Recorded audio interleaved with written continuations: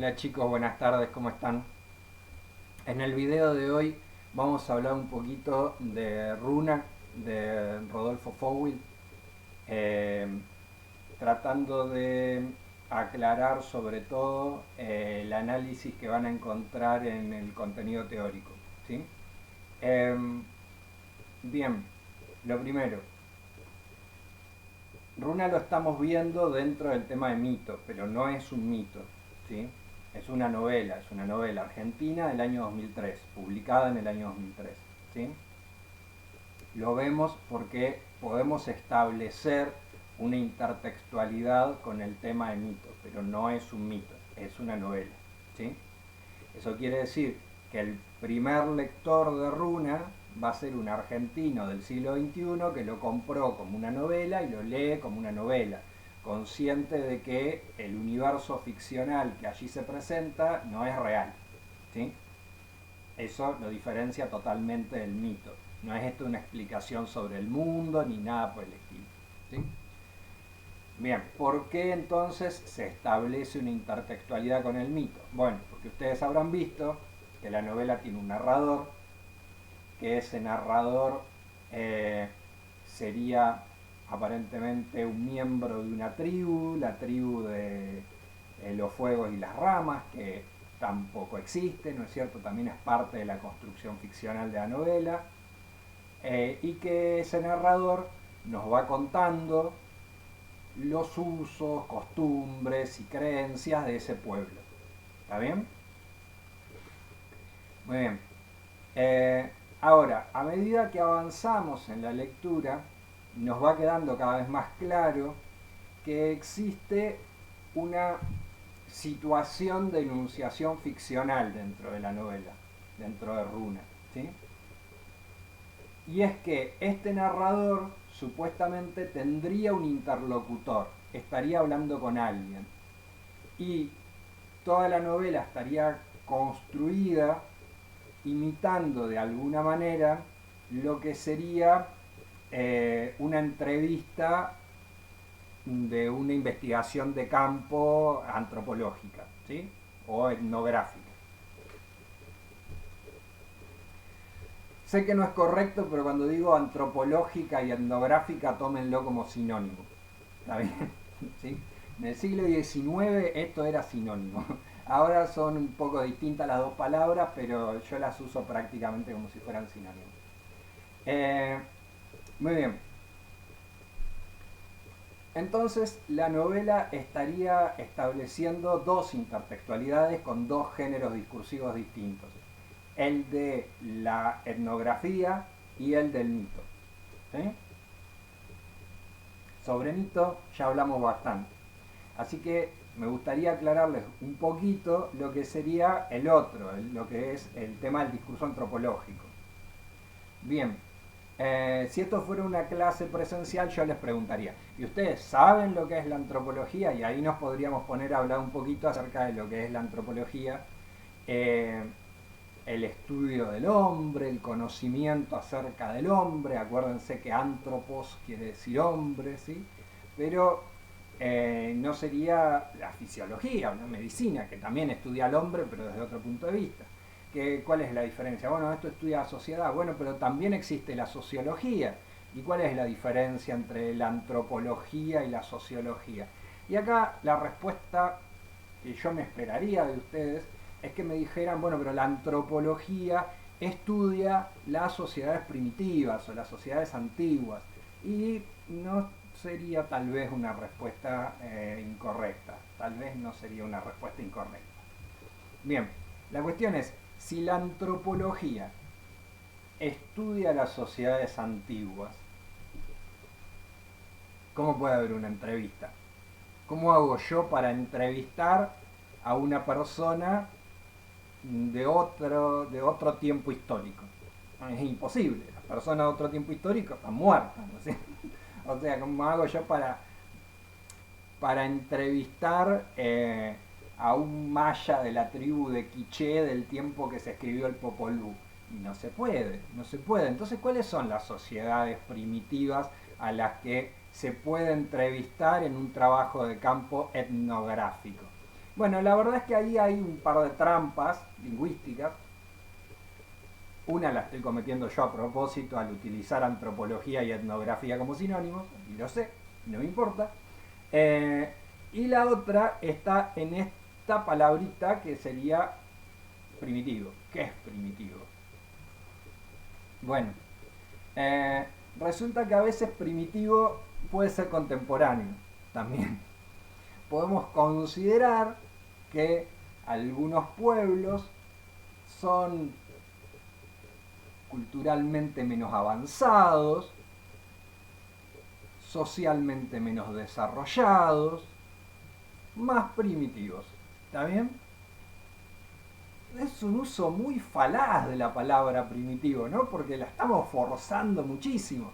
Esto da como a entender que habría como una especie de línea de tiempo, digamos, que tienen que ir recorriendo las sociedades y que algunas alcanzaron ya determinado estadio, que sería su realización histórica perfecta, y otras están todavía unos pasos más atrás, están más atrasadas históricamente, como que algunas sociedades están en el siglo XXI y otras estarían en el siglo XIV o estarían en el siglo IV a.C., no sé, como si eso fuera posible, simultáneamente, todo en el siglo XXI.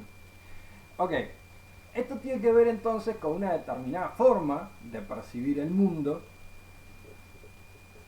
que tal vez hayan escuchado de cuando estaba de moda las definiciones de países desarrollados, países en vías de desarrollo o subdesarrollados. ¿Está bien? Entonces, ¿qué es el desarrollo? ¿Cuál es ese ideal que hay que alcanzar? Bueno, ese ideal que hay que alcanzar es el de las potencias centrales, aparentemente. Ellas serían el modelo de sociedad. O sea, sociedades democráticas, industrializadas, capitalistas, fuertemente concentrada la población en grandes ciudades. Entonces, si vos vivís en un país que tiene su población fuertemente concentrada en urbes, en megaciudades, que está fuertemente industrializada, que tiene un sistema económico capitalista y un sistema político de carácter más o menos democrático, entonces vivís en un país más desarrollado. Y si vos en cambio vivís en un estado islámico, por ejemplo, que no es una democracia, entonces no, vivís en la Edad Media. Estás en la Edad Media y sos sujeto de estudio de la etnografía, probablemente, o de la antropología. Bien, es, como les digo, bastante forzado todo esto, y bastante forzado el tema del límite, ¿no? Porque una ciencia tiene que definir un objeto de estudio. Entonces, si yo, por ejemplo, soy bacteriólogo, evidentemente yo voy a ser el investigador y la bacteria es mi objeto de estudio. Ahora, en este caso, en el discurso etnográfico, el ser humano es el investigador y otro ser humano, solamente por tener ciertas características distintas, se convierte de repente en objeto de estudio. ¿Sí? Hay un sujeto y un objeto. Muy bien. La novela de Fowl está muy bien construida, obviamente, es una gran novela para mí, porque busca de alguna manera una forma de invertir esa relación asimétrica de poder que es propia del discurso etnográfico, porque le da la palabra solamente al entrevistado, solamente a este miembro de esta tribu supuestamente lo suficientemente primitiva como para convertirse en objeto de estudio. Mientras que el que sería el verdadero sujeto de la investigación, que es el investigador, permanece a lo largo de toda la novela prácticamente mudo, ¿no es cierto? No tenemos su palabra, su discurso. Bien, bien. Espero que hasta acá se esté entendiendo más o menos, ¿sí? Entonces, lo que Fowl está haciendo con la novela es de alguna manera problematizar este discurso de la antropología y a través de problematizar ese discurso problematizar en realidad la legitimidad que un poco intuitivamente le damos a estas relaciones asimétricas de poder que se dan entre los países centrales y los países periféricos. Lamento comentarles que nosotros, Argentina, formaría parte de los países periféricos, ¿sí? Porque es necesario de alguna manera planteárselo para lograr deconstruir ese discurso que está tan establecido en el sentido común, ¿sí? Muy bien, hasta ahí más o menos vamos. Otra cosita que van a encontrar en el contenido teórico y que tal vez les resulte un poquito forzado, y por eso lo quiero aclarar, es la relación que puede tener Runa con el contexto de su producción real, o sea, con el año Argentina 2003, cuando se publicó. Fowell en realidad la empezó a escribir, fue un proceso de escritura largo, como cualquier novela, ¿sí? O sea que tengan en cuenta que la pudo haber empezado a escribir un par de años antes, ¿sí? Muy bien. En ese momento, y sobre todo durante toda la década del 90, había estado bastante de moda en Argentina la novela histórica. Yo hice otro videito sobre ficción histórica. Si tienen dudas acerca de lo que es la ficción histórica, que tal vez voy a hablar un poquito ahora, pueden ver el otro video. Voy a tratar de dejarles en la cajita. No, me sale para el otro lado, no sé dónde es la cajita. Voy a tratar de dejarles el enlace al otro video. Por primera vez entendí lo estúpido que se siente uno grabando un video y tratando de señalar un lugar de la pantalla. Muy bien. La novela histórica, decía, estaba muy de moda en ese momento. Ver de qué forma la historia nos podía hablar de nuestra realidad actual. Ahora, Fowell se va muy atrás para hablar de nuestra realidad actual, ¿no? Porque en realidad acá se va a un discurso mítico, un discurso prehistórico prácticamente. Pero a través de este cuestionamiento a las relaciones asimétricas de poder entre los países centrales y los países periféricos, Fowell está hablando de algo que era muy actual en el momento en el que él escribe la novela, que es en el año 2001. El 2001, chicos, se produce una de las más importantes crisis económicas, políticas y sociales en la Argentina. Y a esa crisis se llega a través de un proceso de más de 10 años de aplicación de medidas y políticas que vienen justamente de los países centrales a través del Fondo Monetario Internacional, ¿sí? Tuvimos unos 10 años de aplicación bastante estricta de las políticas del FMI, de fuerte endeudamiento del país, de destrucción de la capacidad productiva del país, que fue generando desempleo, pobreza, una incapacidad de la Argentina de afrontar la deuda que estaba contrayendo y esencialmente la destrucción del aparato productivo.